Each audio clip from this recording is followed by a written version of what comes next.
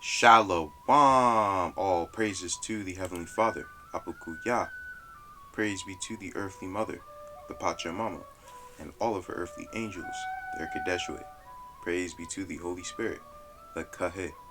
In the name of Hamashiach, Motsah the Lamb, unification to the nation.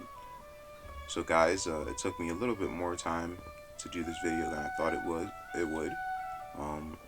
I'm kind of getting out my ideas so that now I can read a lot of your emails with the fresh perspective and there's nothing on my mind.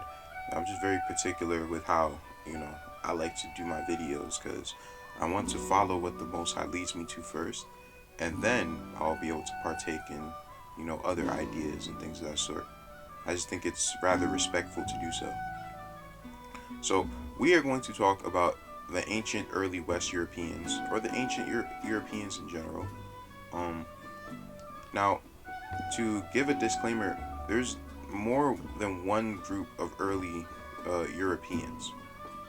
And a quote that I found, and I cannot find anymore. I don't know why. Hopefully, if I find it, I'll leave it in the description. But this guy broke it down very well. So let me say pretty much what I have to say in this video at the beginning, and then I'm going to spend the video proving it. So there's more than one group of ancient Europeans, right? As I just said, or what they call Cro-Magnon. Now they call them ancient West Modern Europeans or something like that. I believe that there's the fallen.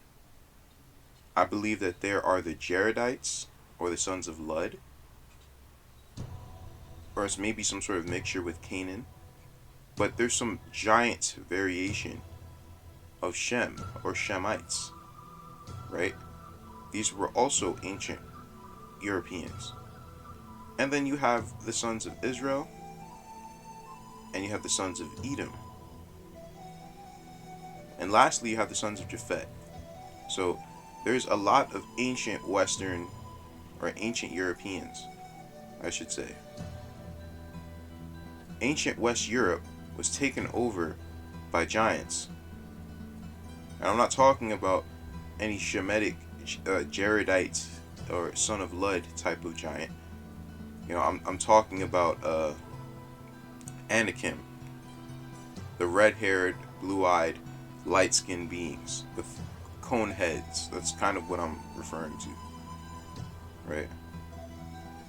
And I'm going to focus on the ones who descend from the Israelites, right? And let's find out how they looked.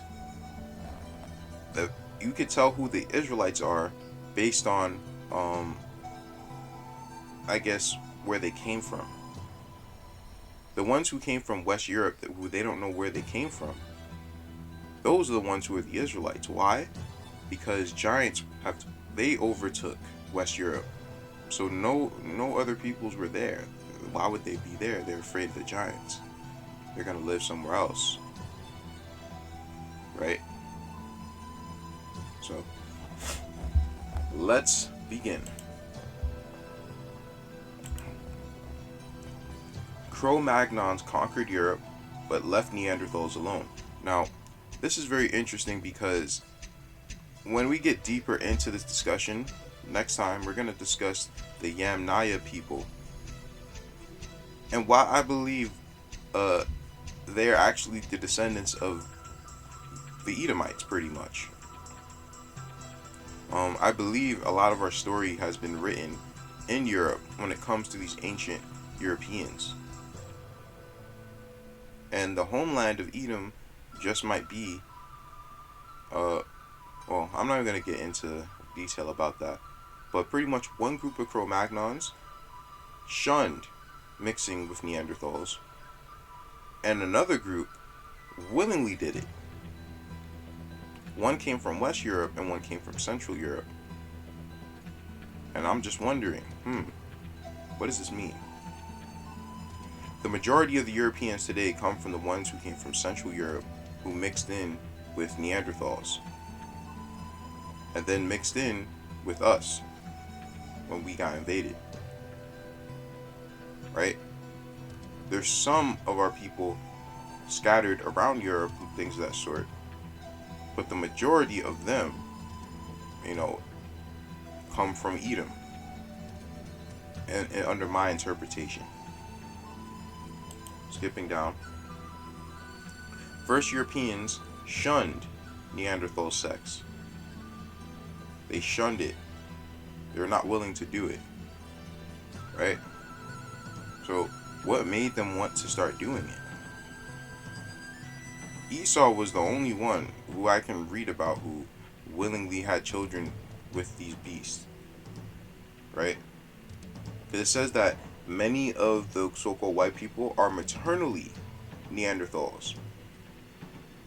But paternally, they come from, you know, a similar line as so-called Native Americans. Right? Let's skip down. Now, I love Korah because, you know, they tell the truth about many things. But check this out. The term Cro-Magnon is no longer used to describe ancient Europeans. As for skin color, ancient Europeans come in various skin colors, with the Western hunter-gatherers having dark skin and light blue eyes. Hold up. And see, they're trying to make the ancient West Europeans dark haired or dark skinned with blue eyes. Well, we're going to find out about the blue eyed part. But as you see, the ones particularly from West Europe were dark. Right? I'm not talking about how they look phenotypically, because they actually look more like this phenotypically. But they were dark. I don't know what hair texture they had, but they put their hair in braids. So I'm guessing there was some sort of grip to it. But was it like a you know, I don't know, like a real dry 4C hair? I don't honestly think so. I'm not gonna lie to you, I don't think so. But they definitely could have had some sort of grip to their hair. They definitely could have had some sort of coils to their hair, if you know what I'm talking about. But their face structure probably looks something like that. You know, we're gonna get into pictures in a second.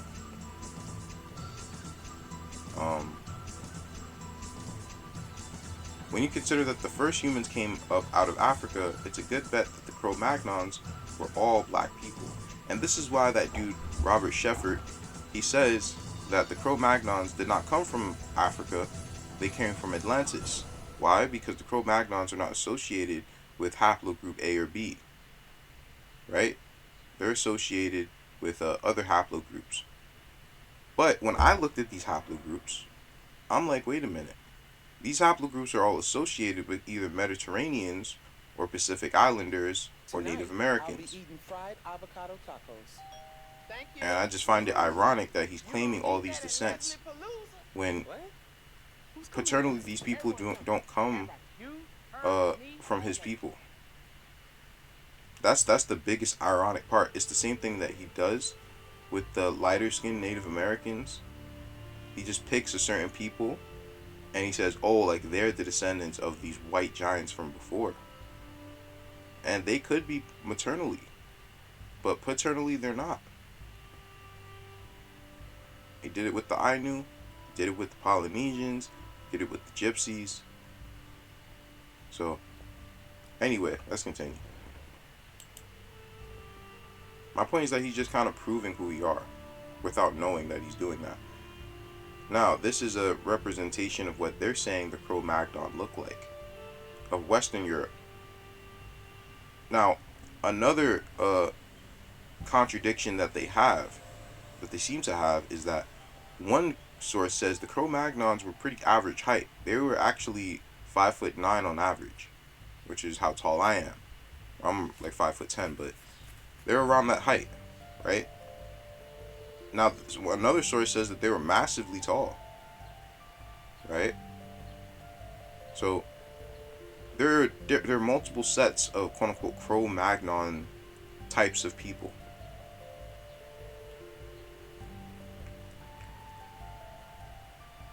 A skeleton estimated as being 10,000 years old was found in the tomb of Pali Aiki in Terra del Fuego, that's the bottom of South America, Argentina, in 1969 to 1970. and has been identified as Cro-Magnon, which indicates that this race also spread to South America. Much considers Neanderthal man as the Proto-European, and Cro-Magnon a later arrival, probably from the West. He also sees the Cro-Magnons as bearing many similarities to the North American Indians, being taller, muscular, athletic, and agile. So this also let me know that possibly, these beings were created in some sort of way. Maybe they're not fallen angels. Maybe the fallen angels are a different group of people. And these massive light-skinned giants who are way above even 7 feet tall, they were created by another group of people who have the same skull structure. Because if natives have the same skull structure, right? You even see the skull structure in places like East Africa and southern India. This is a Shemitic skull structure. This is what I've been talking about. We're going to get into the skull structure. You guys can see what I'm talking about. But this means that someone among the so-called Native Americans or whoever are related to them created these beings. Created them. Just my conjecture, just my theory.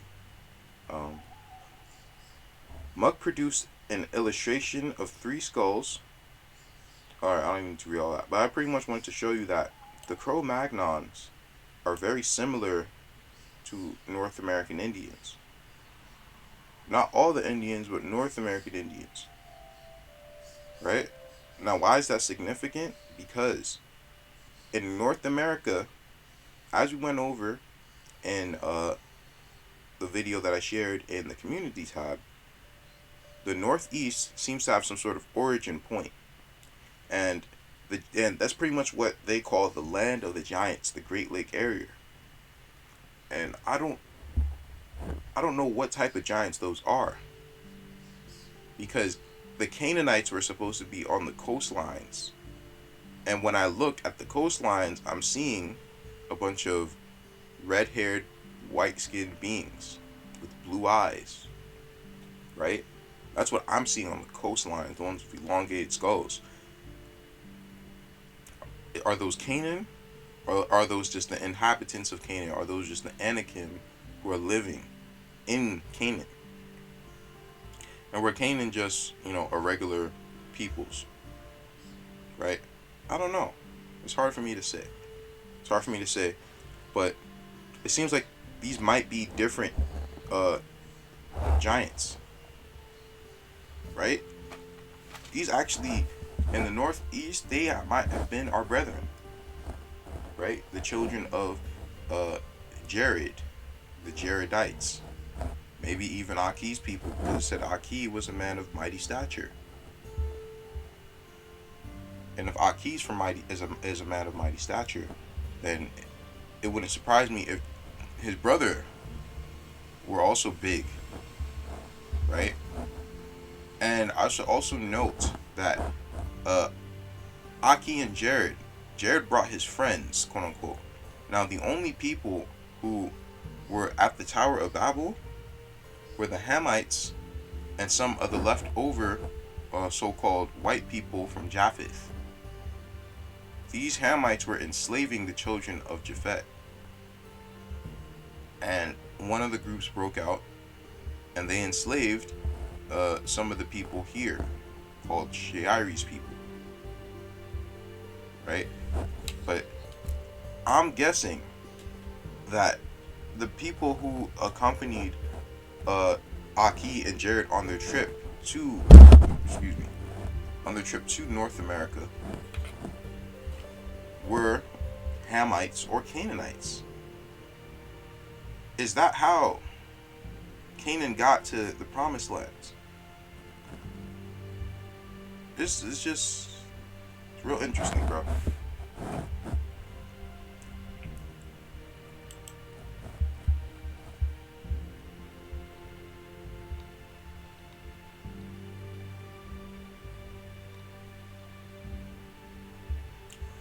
Look at what this person says. Again, you can find a lot of great stuff on Quora, a lot of anecdotal stuff. The only representations of Cro-Magnon I remember seeing was in grade school, and they reminded me of Native Americans with blue eyes. Here we go with this blue eye stuff again. We're gonna see if they actually have blue eyes. Eventually, we're gonna go over it.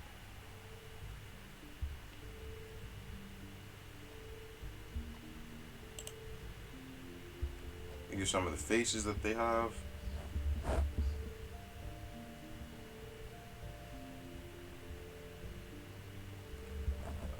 Europeans carry the DNA of ancient hunter-gatherers, Middle Eastern farmers, and peoples of Eastern Europe. Yeah, now they do, right? Both the incoming Indo-Europeans and Middle Eastern farmers interbred with the light-skinned, blue-eyed hunter-gatherers already living in Europe. No, that's not what happened. That's not what happened. It's actually the other way around. It was the Indo-Europeans, I think that's what they're called, or whatever, Central or Eastern Europeans, the ones who were living over there in the Caucasus region, they had these light features, and they invaded these people with dark features.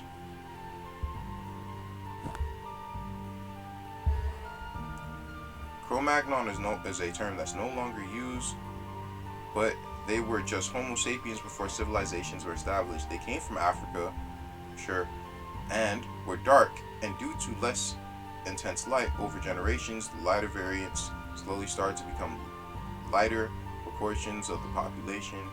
You cannot prove that. Listen, that whole theory of natural selection, I'm not sure how people are able to prove that. That's not a proven theory. Until someone is able to record some sort of species rejecting a trait for something else to adapt to their environment, then it does not exist to me. You cannot prove that. And look at this. An Englishman preserved in a bog since about 10,000 years ago was dark-skinned with blue eyes, for example. Okay. No, they were a different race and lived prior to the development of modern human variants. They had darker skin, wide faces, blunted chins, rectangular eye sockets, and were quite robust and had actually larger brains than modern humans. Some eastern offshoots may have contributed genetically to the formation of Caucasoids. Caucasoids spread into most of Europe only after the development of agriculture. Cro-Magnon types were replaced, but prevailed for a time in northern Europe. And this Cro-Magnon type that got invaded, this is why they tried to say like certain Indians, like the so-called like Taino Indians, they resemble Caucasians, or they are white. They get away with saying stuff like this. Why? Because they actually look quite similar to the original Cro-Magnons. They say that Native Americans, they're 1/3 Caucasian or Eurasian. When it's the other way around, it is the Caucasians who are partly native now because they invaded the native races of Western Europe, of whom came from the Americas, who came from the Pacifics really, and the rest of them went to the Americas. So we're going to continue. Are Cro-Magnons related to Neanderthals? Neanderthals apparently coexisted with anatomically modern humans beginning some 100,000 years ago. However, about 45,000 years ago, at about the time that stoneworking techniques similar to those of Cro-Magnon people appeared in Europe, Neanderthals began to be displaced. They're different people, bro. Neanderthals are not even considered as being so-called human.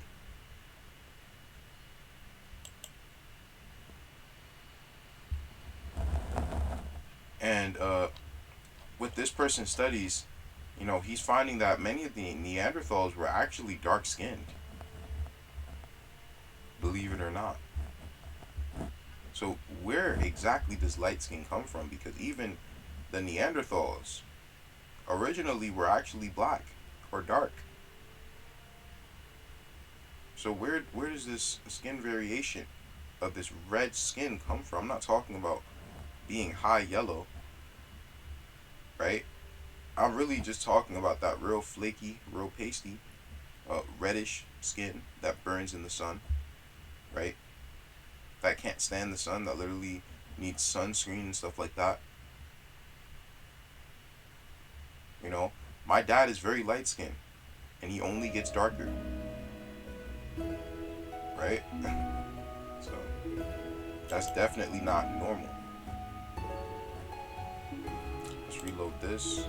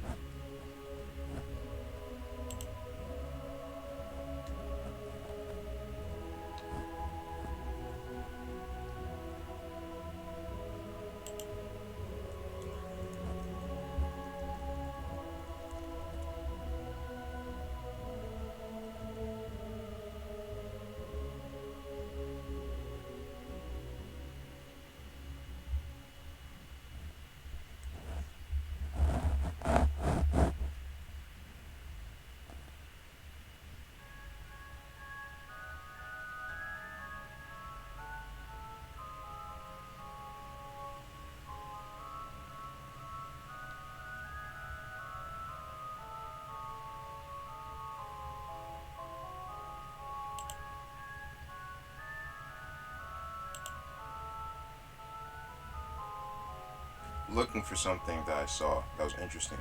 Okay. In the realm of non-metrical evidence, also, the arguments I have already cited are designed to show that if the Neanderthals can claim present-day descendants, that these are not the Australians, although such an idea has been broached intermediately from Huxley on down. In the theories we are considering, however, the specific racial group descended from the Neanderthals is taken instead to be the Cro-Magnon or possibly the Negro. In other words, the argument is that the Cro-Magnons or Negroes resemble Neanderthals more than Australians do. So people think that you know, people from Africa, they have nothing to do with Neanderthals, and that's not necessarily true. You know, it's not true. They may have isolated themselves from them, but at the very beginning, it seems like they birthed these things and then kicked them out and pushed them out elsewhere. That's just what it seems like. Because they share DNA markers, or they share some sort of physiognomy with them. They look like them. They just look like a natural version of them. So it's almost as if the Neanderthal was a creation that was made by the African, or possibly made by the Cro-Magnon. It's one of the two, but they weren't made by the Australian. It wasn't made by the Denisovan, right? It wasn't made by the native races of the Pacifics, the Ring of Fire. Nah, man.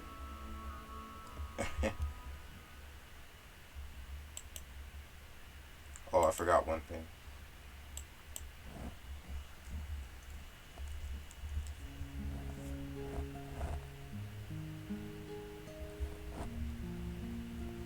Dr.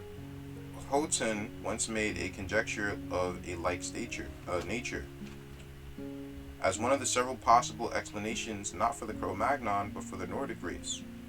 This envisioned a mixture that proposed by Kuhn between the old Gaeli hill type and Neanderthal man, as possibly affording the long and narrow face of the Nordics. So the Nordics, right? These people are a mixture of, some sort of ancient European and a Neanderthal. But then people will go around saying that the Finnish peoples, they represent how the Cro-Magnons looked before, and that's far from the truth, bro. That's how the Cro-Magnons or ancient Europeans looked after they got invaded or intermixed with the Neanderthals.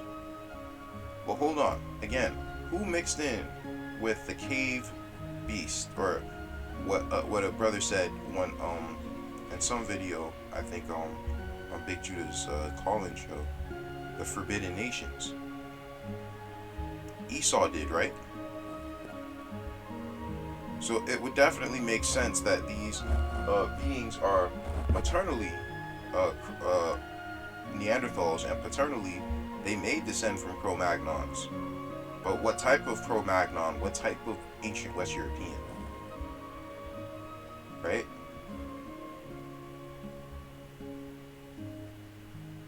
Let's continue.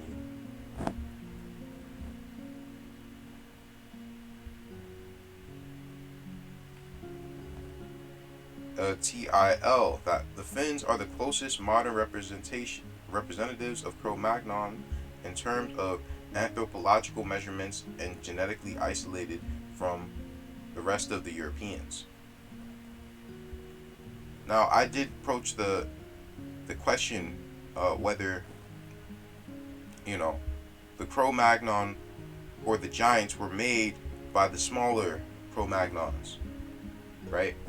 Just people with a similar skull structure, because the skull structure of the Negro is actually quite similar to that of the Neanderthal. It just has very recessive traits about it, right? That's the difference. So now, this is when I'm gonna have to get into the story of Yakub from my neck cleft out of the clefts of the rock series. Now that gives the story of Yakub a lot more credence. Now, they're discussing where did these Cro-Magnons come from. So you saw a few people say that, they came from, Africa, right? But who do they also say came from Africa? What Western Europeans who were dark-skinned, who do they also say came from Africa? Let's see. In Irish mythology, the Fomori, or Fomorians, are a semi-divine race of dark-haired, dark-skinned giants, said to have inhabited Ireland in ancient times. Known as being gallant seafarers, the legends say their names means dark of the sea. They may have once believed to be the beings who preceded the gods, similar to the Greek Titans. They may represent the gods of a proposed pre-Gyldelic population of Ireland. I ain't reading all this, but they say that the Fomorians came from Africa too. Why? Because they're dark-skinned. Some of them say that they come from Ham. Some of them say that they're, an Asian people. Why? Because it's a bit of both. The Fomorians, I believe, are pretty much the Olmec, or the people of North or the Northeast, aka the Lower Egyptians, the Phoenicians. That's who the Fomorians were, right? They're the ancient Lower Egyptians.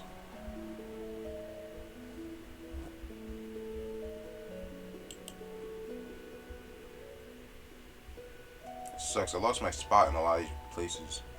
Oh, it stayed there for me. Okay, cool.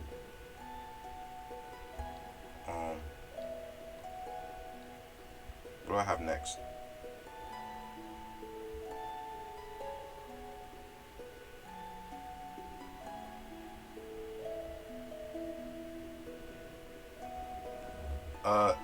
The early Europeans were well renowned for creating a diverse array of artistic works, including cave paintings, Venus figurines, perforated bantams, animal figurines, and geometric patterns. They may have been decorating their bodies with ochre crayons, and perhaps tattoos, sacrificial and scarification, and piercings. The exact symbolism of these works remains enigmatic, but the early Europeans are generally thought to have practiced shamanism, in which cave art, specifically of those depicting animal human hybrids, played a central part. These are Egyptians, bro. These are the Egyptians. I don't know what else to tell you. They're a mixture with the sons of Ham and the sons of Shem. These are the Egyptians. They also wore decorative beads and plant fiber clothes dyed with various plant-based dyes, which were possibly used as status symbols. For music, they produced bone flutes and whistles, and possibly also bull roars, rasp, drums, idiophones, and other instruments. They buried their dead, though possibly only people which had achieved or were born into high status received burial.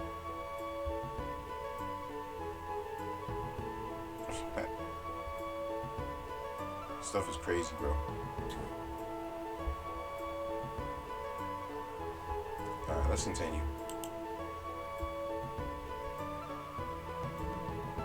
So, Robert Shefford, he is saying that,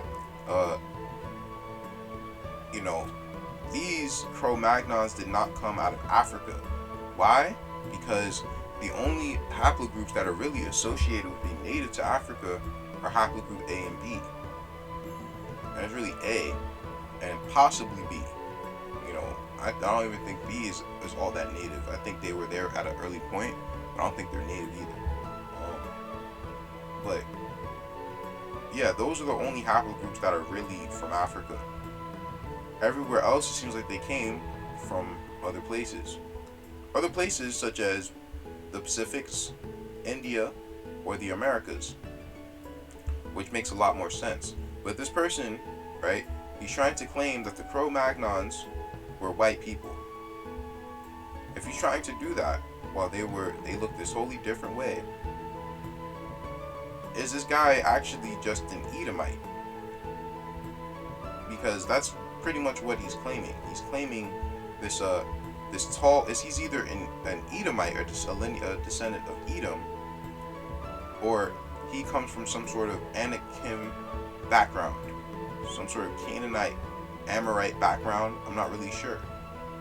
But he's the one who professes that the Cro-Magnons were over 7 feet tall, blonde hair, blue-eyed, Rh negative blood. So I don't know if he's an Edomite or he's an Anakim. But I just find it very interesting that, he does profess that the Cro-Magnons looked this way when they surely did not. Let's continue.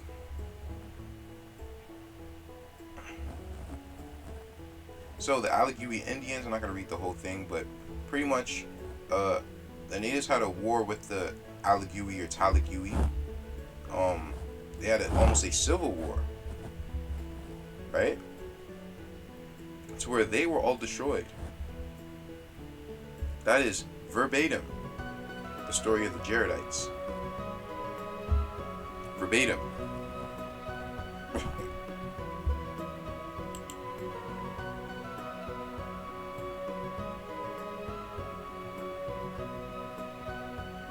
I don't even need to get into that. Just know that the Allegui or the Talegui, they had a war with themselves, destroyed themselves. These were the owners of the land, and I actually think that these were very dark-skinned Mongol Indians, right? They're known as, pretty much the tall, or what they call the Alti Mongols. The tall, Asian-looking Indians. But, honestly, Shem are closer to Asians anyway. I use that term very loosely. Actually, I might have to look at this. I was trying to remember certain things. Let me see.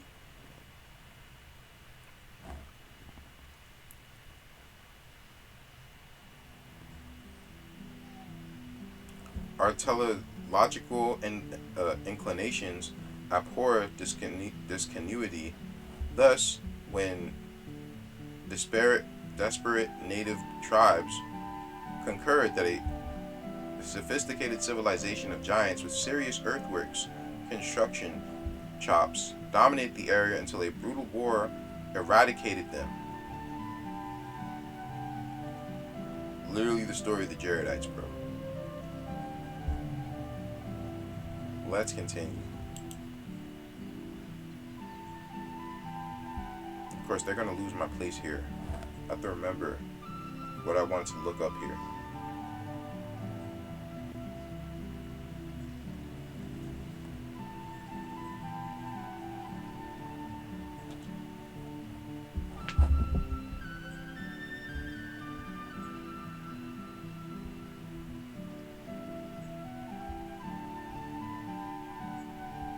While it's loading, I wanted to get into the fun part of the video. We're going to look at how these different skulls look, and you can tell me what you guys think. To me, this person represents the appearance of the ancient West European, the so-called Cro-Magnon, with rectangular eye sockets, prominent cheekbones, not high cheekbones, but prominent cheekbones. The difference, I looked at it, I was like, oh, there's a difference between high cheekbones and prominent cheekbones. A triangular nose right there. A certain, robust jaw. A brow ridge and a sloping forehead. He definitely looks like an ancient West European. But according to the type of cartilage and flesh that you put on a face, you can make it look like whatever you want to. So now we have the skull, we have the culture. Let's see what people resemble this the most. Right? They tried to say that black people in America, that they're so mixed with white people, and that's why they'll have face structures like this. That is not true. That's BS. That's not true. That's why old boy who looks like a hamster with the glasses, he gets on and says that, oh, you have those DNA markers of R1B. Why? Because you are mixed with a white person. No, they already had those DNA markers. They already did. That's what I'm trying to tell people. Not all R1B markers are all the same. You have to understand how haplogroups really work. There are subclaves, right? And people, they move around in groups. They're not able to literally differentiate who comes from what. They're not able to do that. They can only see that this group moved around with each other. And even when they give certain labels, these labels are not correct. For example, there's a whole hijack going on with haplogroup J1 and J2. They already found that J1 is not even Shemitic or Semitic, whatever. Meaning J1 is not related to the other peoples of the Mediterranean. They're actually more related to the people of the Caucasus Mountains. Right? Certain subclaves of it, I should say. So why did they label it J1 if it's not related to J2?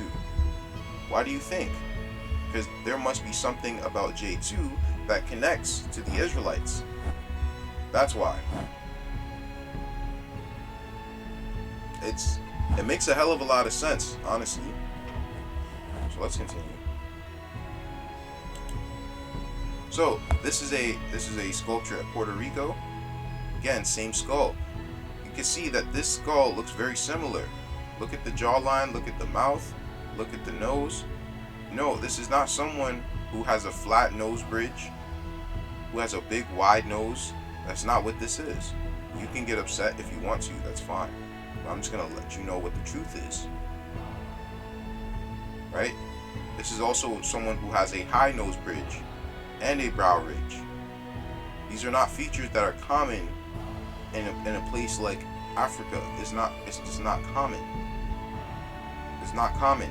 These features are common among the Pacific Islands, the Americas, uh, southern India, things of that sort.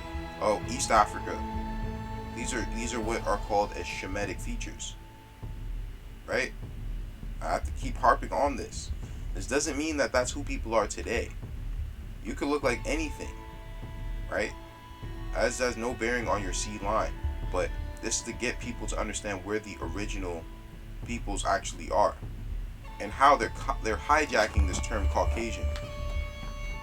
Because if you keep thinking that you're a Negroid, a Negro, dolichocephalic, all this nonsense, you're not going to find your land. You're not going to find your people.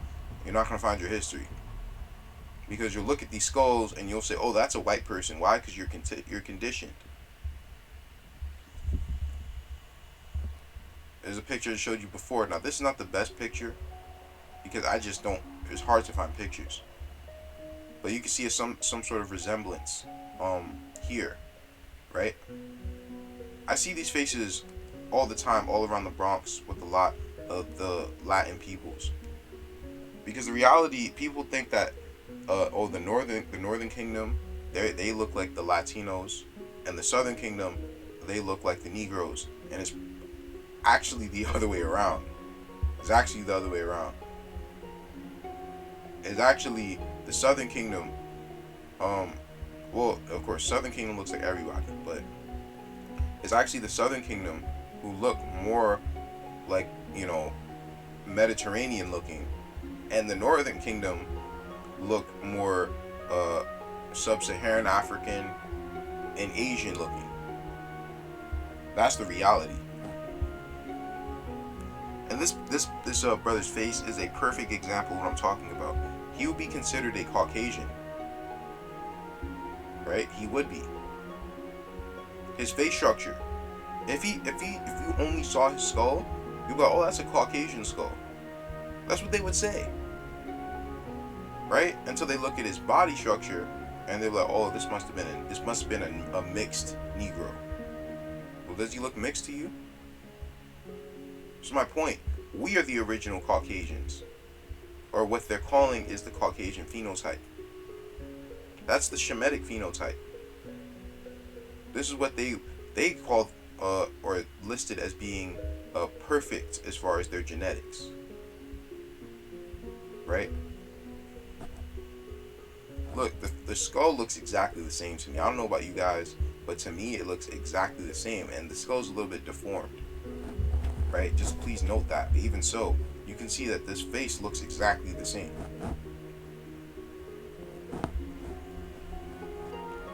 Now look at this. This is a sculpture. It does not get more blatant than this, bro. Black Americans, or so-called Black Americans, being mixed with the modern day Europeans is nonsense. If you want to say that they're mixed with some sort of real ancient white people, okay, sure, whatever. I don't know. Could be the case. Makes a little bit of sense, but it's not always the case. They're certainly not. They don't look like this because they're mixed with modern day white people. Some of them do, but some of them naturally look like this. This face looks exactly the same. And what they're trying to say is, this is a hairnet. Now, does this look like a hairnet or does this look like braids? Because I'm pretty damn sure this looks like braids. This does not look like a hairnet. That is ridiculous, bro. A hairnet. Are you kidding me? What's she cooking, man? Now I'm gonna show you why I say that. Just look at this face, man. Look at this face. This face looks exactly the same to me. Looks exactly the same. I'm not no forensics type of person, so I'm not gonna be able to fully articulate what this stuff is. I'm just going by what I can see. I can see that these faces are incredibly similar, if not damn near the same. And notice how their head is not dolichocephalic. It's not. No, it's not. I keep making fun of that because I heard someone say that, and I'm like, all you're doing is professing that you're either mixed or you're some sort of Hamite or Canaanite. So, I mean, if that's what you want to do. But anyway, let's continue because they have flat occiputs. I love this picture because this dude looked just like Chief Keef, bro. If you guys have not seen Chief Keef, he's right here. If you want a better picture, go Google it. But this dude looked just like this man. It's hilarious to me. You wouldn't think that, if anyone would be these ancient peoples with big brains and spread all of this culture everywhere, you wouldn't think of Chief Keef, would you?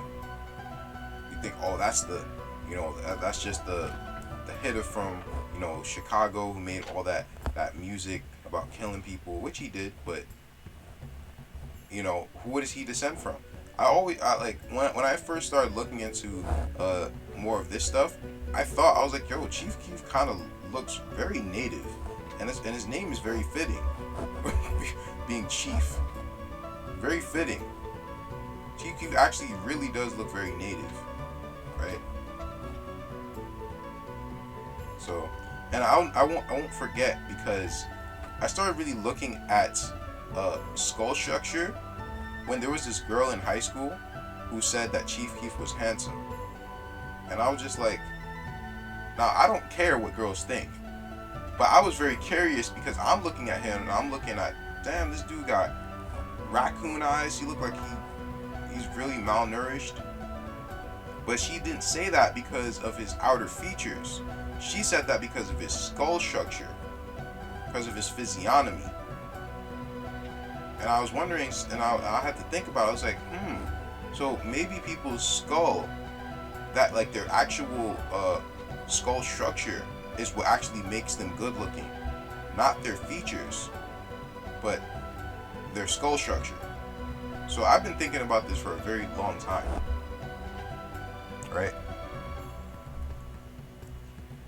And you can see that they resemble Native Americans, which they do, right? And and it's not all Native Americans that they resemble, same way they don't resemble all Black Americans, right? It's a certain group that got mixed in with a lot of these different groups. That's what we have to understand, right? Just skipping through because this one is the perfect one, bro. Shannon Sharp also looks incredibly native as far as his skull structure. He looks very quote-unquote original. Check this out. Faces are literally the same, bro. They tried to depict, with the skulls, they tried to depict how these people looked, right? And they said they had dark skin. I don't know why he still gave him this weirdly light brown skin, but look, this is how they. If you put dark skin on the dude on the left, he's looking exactly like this dude, man. Exactly like him. It's scary. This is scary stuff. So let's continue. I don't remember what I was looking up before. I think Pro-Mag. I don't even care anymore. I'll just tell you what it said. Pretty much said that the Aligui or the Taligui were Cro-Magnons in their skull structure. But they weren't elongated. They were just big skulls.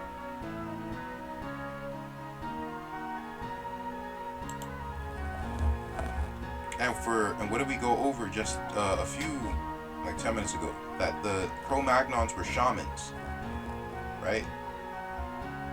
The term shamanism was first applied to Western anthropologists as outside observers of the ancient religion of the Turks and Mongols. Okay. Skipping down.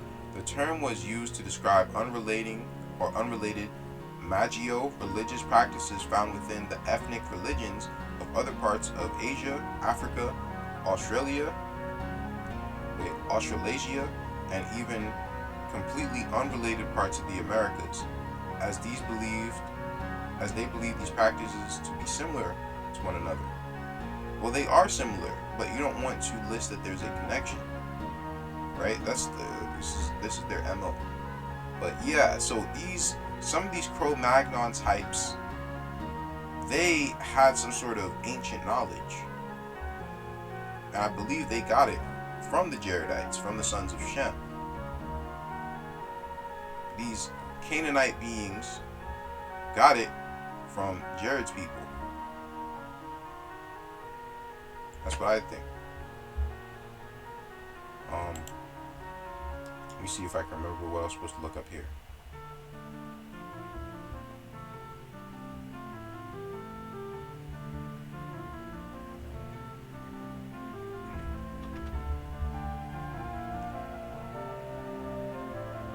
Alright, well, while that's loading, let's try to go down.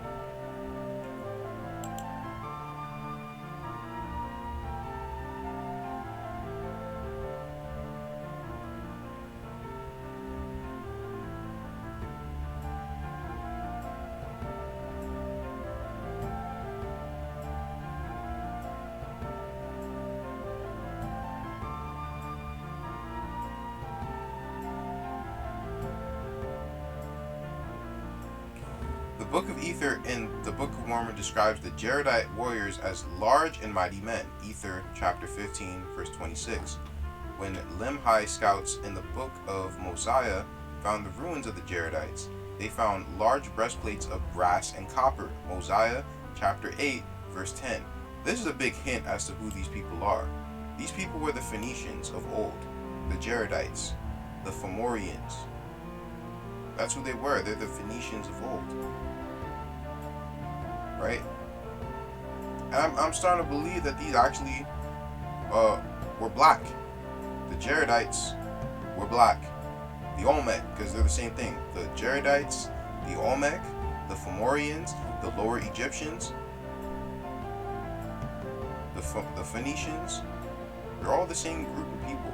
The early Phoenicians, the early Egyptians of Lower Egypt to the Americas. This is a formation or a mixture between the sons of Lud and the sons of Ham or Canaan. It's a big mix of different peoples. That's why they say that ancient North America particularly was a giant melting pot. And these people actually did not look like the natives today. Why? Because they're not the same people, you know? Only a few of those groups are of the same people or of the same stock. Let's see if this loading. That's for another video. Because all that first American stuff is making a lot more sense now.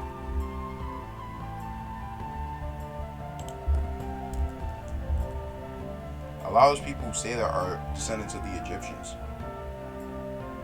Because you should be able to phenotypically recognize people, even if they don't look the same as you as far as your features, your outward features. Phenotypically, they should look very similar. Right? And even if they don't look phenotypically similar, you should be able to test their spirit. And for many people, they can't see it.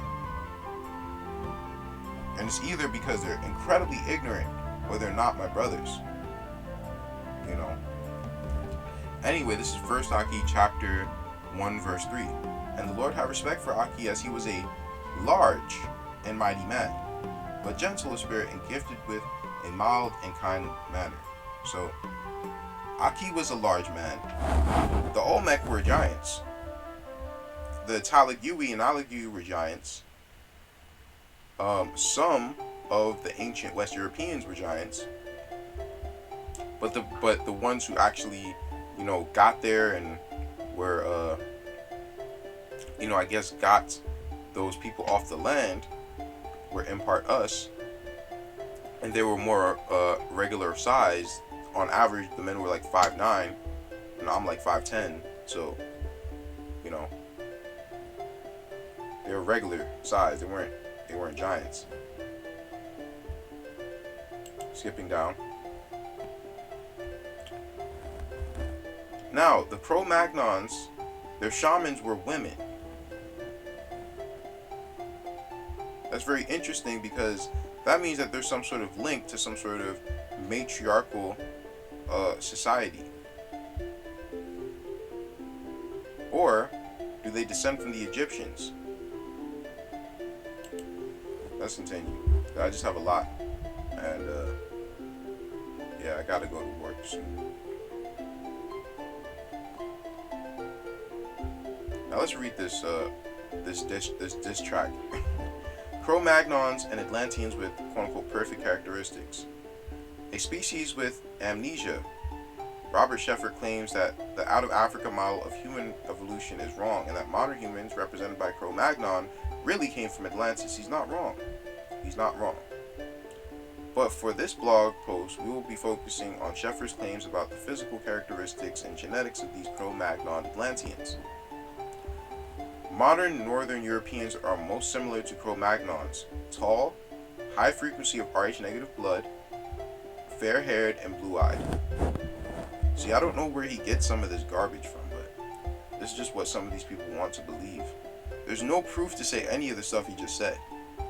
He needs to prove that the Cro-Magnons were Rh-negative. You need to be able to prove that. You can't just say that. Right? You can't just say that. Now, if you're talking about the tall, light-skinned, Anakim, sure. I'll believe that they're Rh-negative blood, but to say that the regular-sized, brown-skinned ones are, no, that don't make any sense. They could be, but you need to be able to prove that. But according to him, there were no dark-skinned anything. He's like, dark-skinned? Like, what the hell is that? We're white. One of Sheffer's claims that Cro-Magnon, now more commonly known as early European modern human, had on average well over 6 feet height. The reason this is important is because then Cro-Magnon would have the closest similarity to Sheffer's imaginary Atlanteans. This claim is simply not true, at least not at the moment with the current evidence. I can find no reliable source that says that Cro-Magnon had an average of well over 6 feet. The closest thing to this claim I could find were that males were 5 feet 4 inches to 6 feet tall. Also, another source says their height is considered to be about 5 foot 9 inches, but some may have stood 6 feet 5 inches or taller. May is not the same as did or was. Someone cannot just say that just because something may have been true, that it is well supported. So as you can see, these were a relatively tall group of people. This is exactly why I say that the Black Americans, they're a mixture of the ancient, I'm blanking out. The ancient Egyptians, or the Olmec, and the Israelites. That's who they are. They're a mixture, among other groups, but that's what they're mixed with. They're mixed with the giants. I don't know what to tell you. They have a 6-finger gene. Only they have it. That's common among giants. Another thing Sheffer claims in his book is that because there are Rh positive and Rh negative people, and Rh positive is commonly found in the rhesus monkey, that humans may have interbred with other species, and that people with Rh negative blood are the purebred Atlanteans. What is this guy talking about, bro? But no, they were not 7 feet tall, at least not most of them. Not the ones who spread all that science and stuff to ancient West Europe and stuff like that. I don't know where he's getting this from. But let's continue. Listen, he has his group of people, we have ours. Right? Don't get hijacked by them.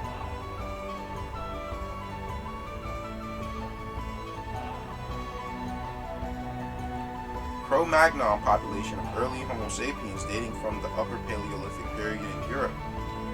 Now this is the description that they tried to put about the Cro-Magnon. We're going to get into it because, man, these people are a bunch of liars. They don't know when to stop. Cro-Magnons were robustly built and powerful and were presumed to have been about 166 to 171 centimeters. 5 feet 5 inches to 5 feet 7 inches tall. The body was generally heavy and solid, apparently with strong musculature. Forehead was straight with slight brow ridges. The face was short and wide. No, they were not dolichocephalic. Their face was short and wide. They are brachycephalic. They have an Asian skull, not an African skull. I don't know how much I have to say this. How much do I have to say this, man? The ancient Israelites were not dolichocephalic. Were not. They were Asian. You could say they're black Asians, whatever. They're Asians. They're not Africans. Cro-Magnons were the first humans to have a prominent chin. The brain capacity was about 1,600, somewhat larger than the average for modern humans. It is thought that Cro-Magnons were probably fairly tall compared with other early human species. It is so hard to say precisely where Cro-Magnons belong in recent human evolution, but they had a culture that produced a variety of sophisticated tools, such as retouch blades, end scrapers, nose scrapers, like the chisel-like tool known as burin, and fine bone tools. They also seem to have made and scraping leather. Some Cro-Magnons have been associated with the entry of that base, which is characterized by an abrupt teaching technique that produces tools with flat backs. Cro-Magnon dwellings are most often found in deep caves and in shallow caves formed by rock overhangs, although primitive huts, either lean, tossed against rock walls, or those built completely have been found. The rock shelters were used year-round. The Cro-Magnons seem to have been a settled people, moving only when necessary to find new hunting or because of environmental changes. These were a nomadic people. Like Neanderthals, the Cro-Magnon people buried their dead. Some of the first examples of our prehistoric are Cro-Magnons. The Cro-Magnons carved and sculpted small engravings, reliefs, and statuettes, not only of humans, but also of animals. Their animal figurines generally large-breasted, wide-hipped. Listen, I don't know how much I had to say this, bro. Who were the ancient Europeans? So these were a voluptuous people, right? Their human figurines generally depicted large-breasted and wide-hipped, not narrow-hipped, wide-hipped. You think these were so-called white people? Does that make any sense to you? No, these are people with bodies of Negroes and the faces of Asians. The bodies of... Come on, bro.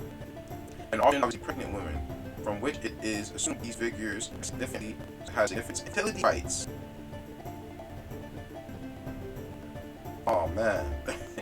Numerous depictions of animals are found in the Cro-Magnon paintings of France and Spain, such as Las Calves places. Some of them are surpassingly beautiful. It is thought that these things have some magic or ritual importance to the people. From the high quality of the art, it is clear that the Cro-Magnons were not primitive amateurs, but had previously experimented with artistic mediums and form. These were artistic people. Decorated tools and weapons show that they appreciated art for artistic purposes as well as religious reasons. It is difficult to determine how long the Cro-Magnons life happened to them. Presumably, they gradually absorbed into the Europeans' population that came later. You decide. So we still have to figure out if they have blue eyes or not, right?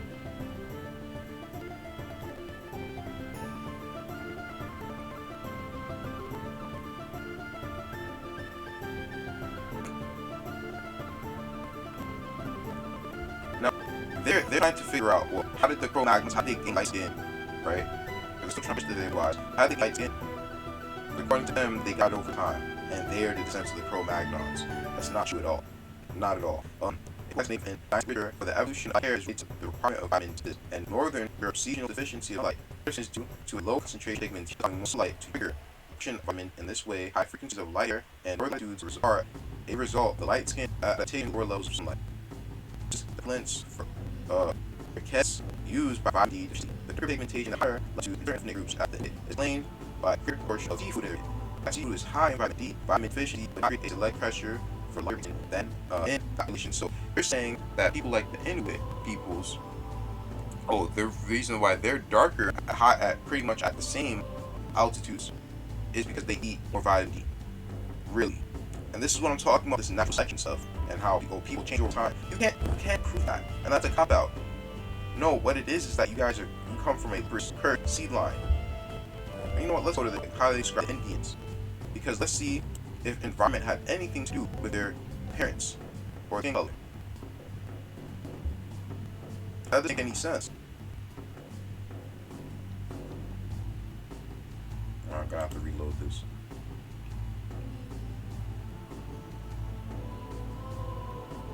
Yo, what's going on, man?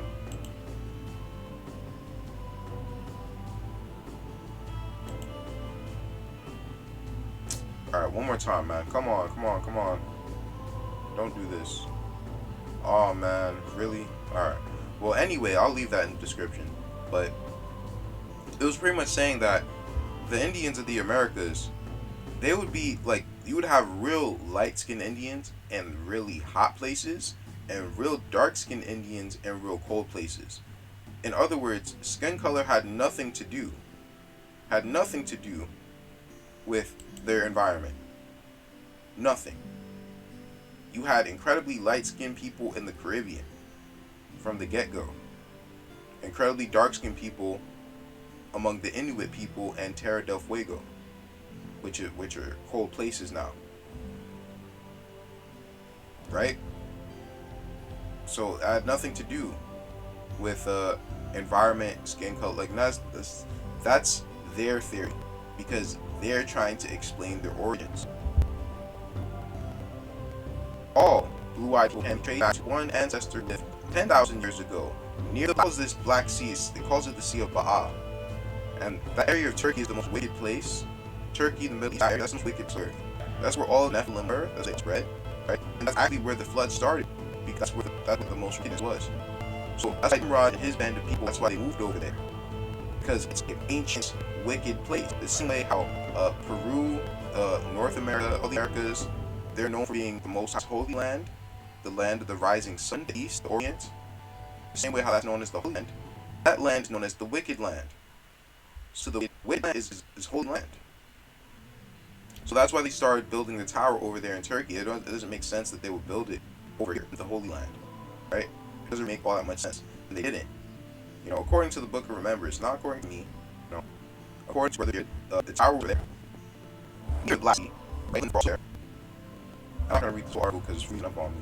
But it says that all people with blue eyes, they descend from one singular ancestor that lived 10,000 years ago. But the Cro-Magnons were around for how long? Like 5 years ago is what they say. So that would mean that the Cro-Magnons were there before blue eyes existed. So why are they trying to say I have blue eyes? Something's not making any sense. So what they're trying to do is Gypies themselves. Cro-Magnons did not blue eyes. They did not. No, sorry to hurt you, but they did not. They have blue eyes and again. Now this is someone who actually drew a Cro-Magnon. Instead of putting white features on him, he put so-called black features. And this is the face you get Shan dark. See what I'm talking about? You can make a soul look like anything you want to look like. You need to use the facts. They had dark skin. They were artistic people who were voluptuous in their bodies. What do you think they look like? This is what it's describing. More or less, that's really what it's describing. These are who they're describing. Now this is just hilarious right here. I mentioned this before, guys. No, not that. Like here.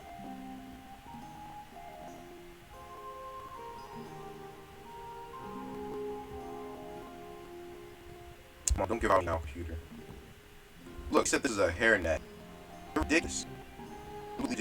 Not a hairnet. Well, whatever. They're gonna say what I said.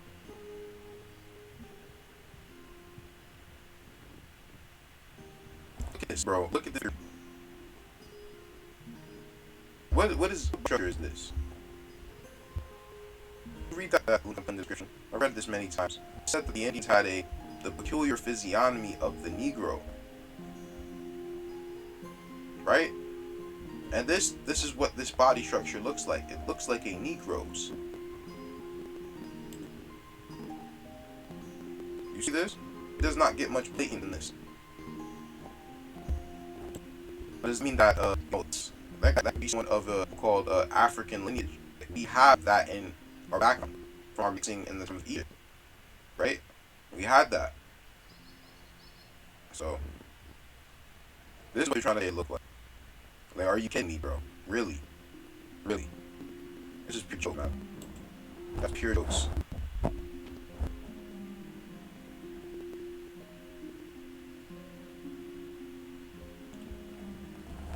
Now, for what they're trying to decide with this, because up here, he makes a very good point.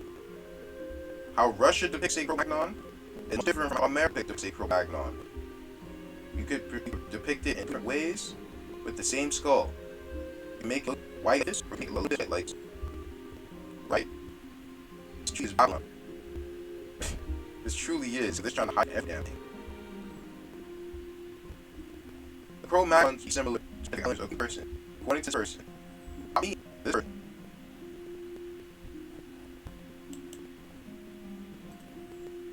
We just got more pictures here.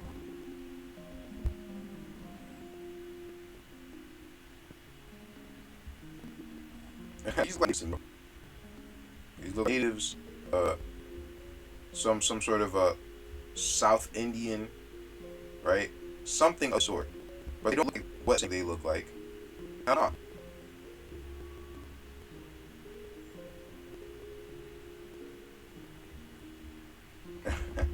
Dude, look. Hey, this has actually been a bad picture for to describe that Chief Keef look-alike. Just to keep it 100 or 300, I should say. Again, what are they depicting? What body structure is there? Like, come on, bro. Come on, man.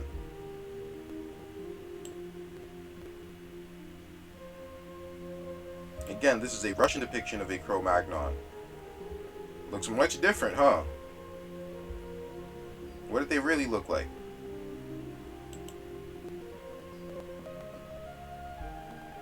Why do you think it went out of their way to claim the quote-unquote Caucasian phenotype? And you let them. And now you're claiming the African phenotype or the Negroid phenotype. And this is what they do. They put their features on, on the skull, and then they say that they were the originals. How about you take these features off, right? You give them different textured hair, different color skin, and take these nasty blue eyes off of him. This, when you're putting the cartilage on, you could make it look like this, right? Or you could look like right here. It's all about perspective, and it's all about your agenda, whatever agenda you're trying to push.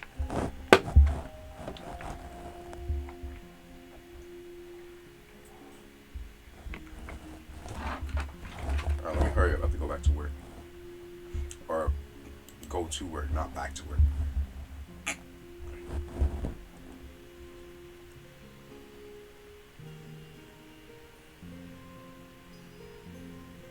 So now you can check out my notes on what I've been able to gather regarding these Cro-Magnon peoples.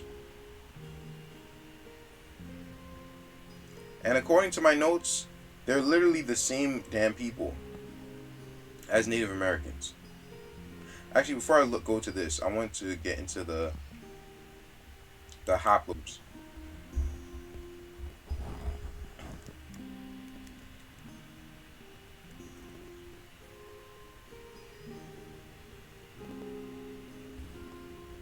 Now look, haplogroups identified with early European humans are the patrilineal Y haplogroups I, J. That's the forefathers of haplogroup I and J.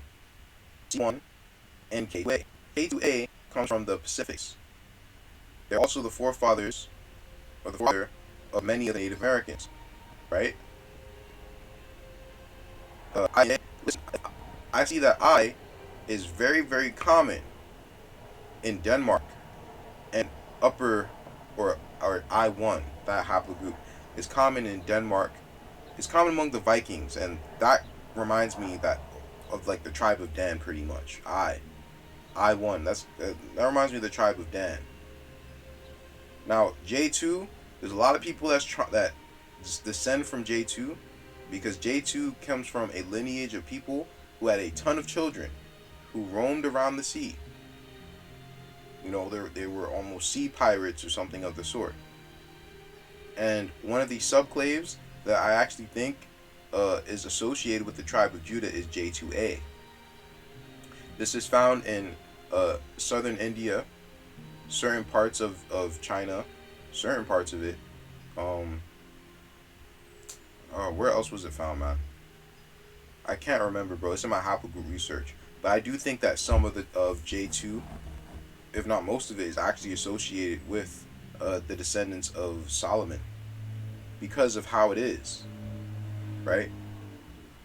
So that's another haplogroup. C1, I'm not really sure about. Like, that could be the Jaredites or Aki's people or something. I don't know. C1 is kind of confusing for me. And K2, we already went over that.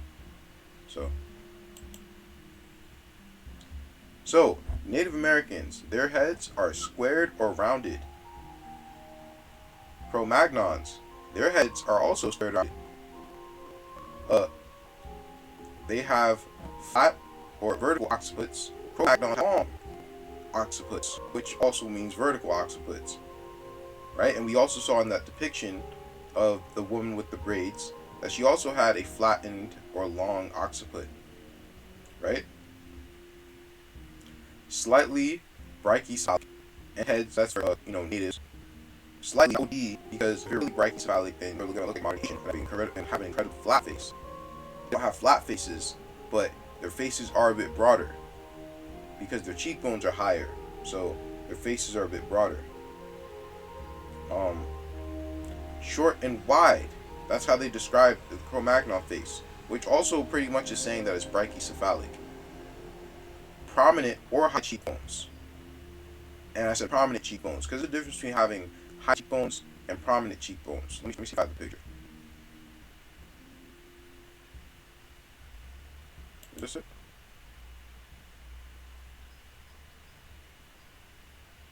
Yeah, it is. These are prominent cheekbones, right? And they're high cheekbones. You see this among men like Mexicans, the Southern Africans. This is what's called high cheekbones. Well, high cheekbones. That's more of like a, I don't know, like more of a chiseled face. These are kind of more of the faces that I'm showing you. But they come from the same family. Just one has a fatter face than the other, right?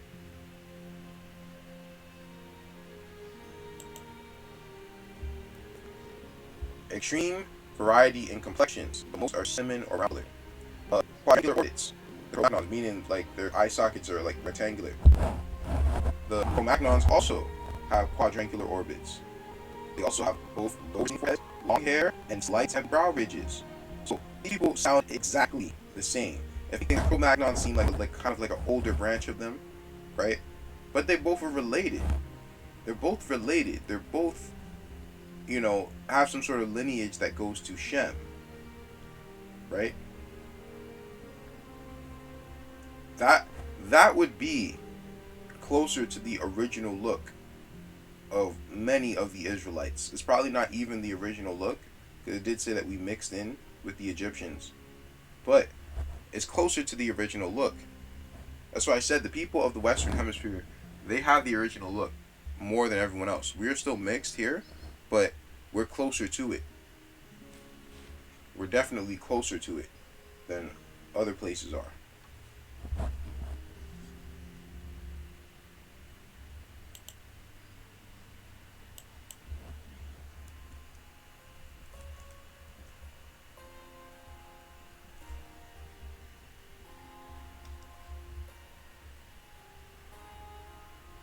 Now look at this.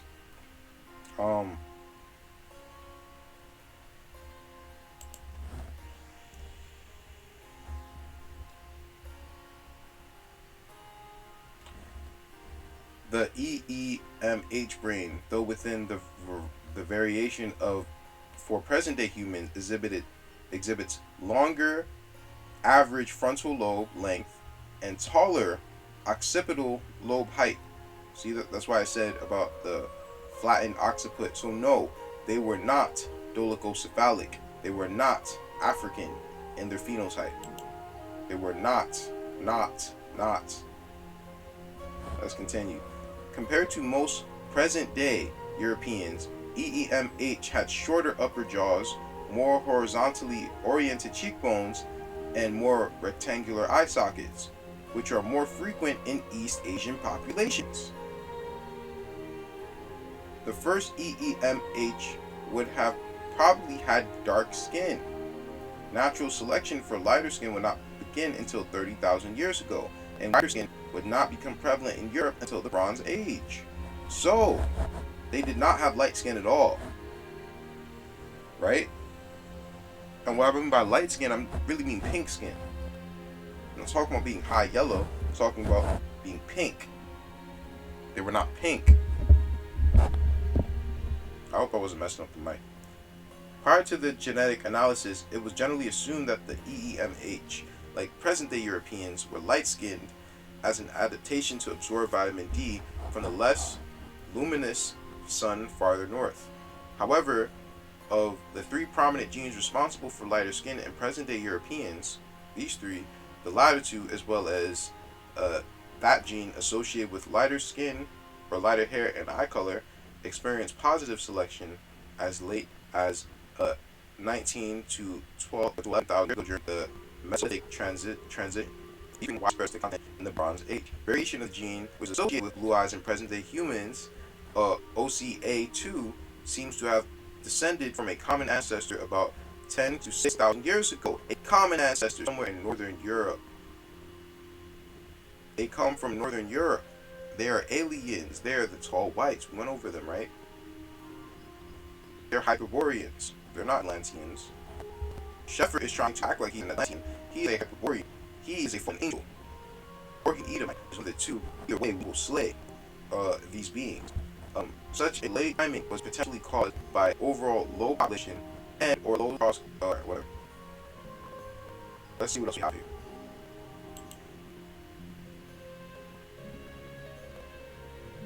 These are just some incel memes. These are, but I understand where they're coming from because they're pretty much complaining that they lost the genetic lottery, right?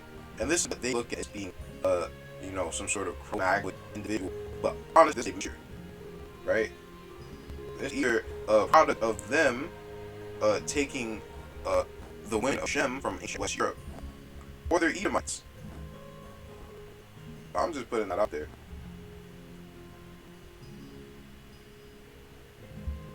Let me see if there's anything else.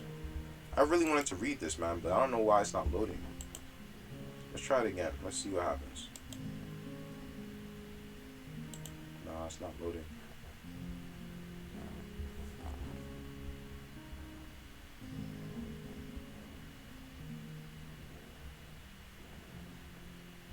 Oh.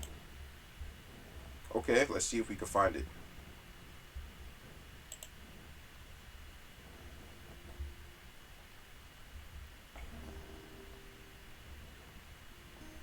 It is an adage among travelers that he who has seen one tribe of Indians has seen them all. So much do the individuals of this race resemble each other. Notwithstanding their immense geographical distribution and those differences of climate which embrace the extreme cold. Let me see.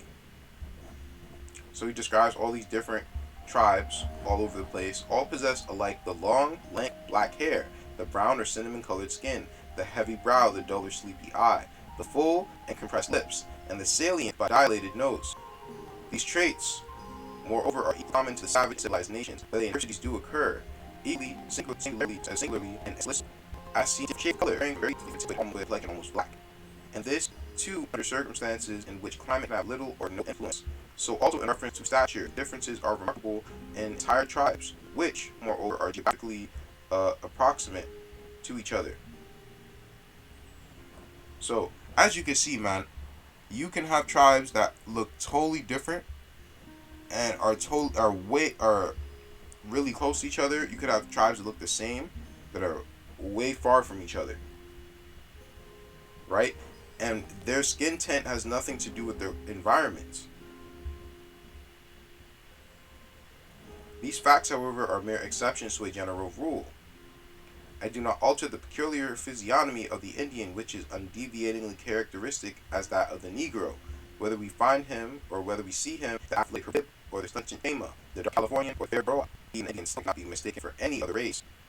The same conformity of the osteological structure of these people, as seen around head, the flat vertical occiput, the high cheekbones, ponderous maxilla, the large quadrangular orbits, the low receding forehead. I've had the opportunity to compare nearly 400 crania derived from tribes in almost every region of both Americas, and I've found the receding characters in greater or less degree pervade them all. They're all from the same group of people. All. So that's all I have for you guys. I hope you guys enjoyed. That's all I have, guys. May peace be with you. Selah Allah.